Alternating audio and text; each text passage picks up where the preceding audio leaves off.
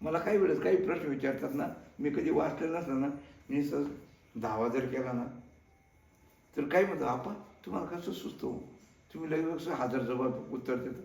आता मी कोण देणारा, डायरेक्ट त्यांच्याकडे जायचं लगेच. मग सांगा तुम्ही आता त्या काळामध्ये काही जरी संकट आलं तर कोणाकडे जायचे? श्रीकृष्णाकडे जायचे. पण सद्गुरूचं मत कधी करतं माहिती तुम्हाला?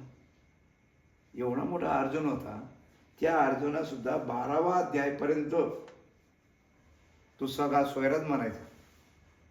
गुरुचं मत जेव्हा त्याला कळलं त्याने तोंड जोडून घेतलं. अरे रे बापरे, देवा मी घोडे खाजायला लावले, मी तुम्हाला स्वैराज म्हणायला लावलं, मी तुमची लाज काढली. हां, गुरुचं महत्व कधी? आपणच देऊ होय गुरु, जोपर्यंत तुम्हीच गुरु होत नाही. आईचं महत्व मुलांना कधी हो?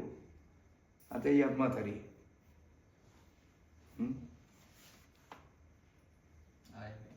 आई झालं तर ना. आज मी त्या काल कमी परवा टाकलं ते, तो एक जणांनी फोन लावला, रुद्र आश्रमाला फोन लावला, मॅडम तुमच्या इथं काय बुवा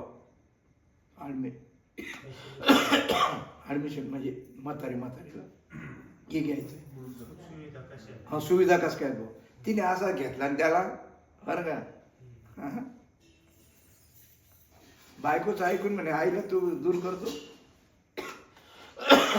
हां, मी टाकलं ते, लई मला पटलं ते, आणि मी आमच्या मुलीने बी टाकून दिलं ते, कारण का आपल्यापेक्षा त्यांना बी महत्वाचं आहे. हां, इथं लोक सांगे ब्रह्मज्ञान. हां,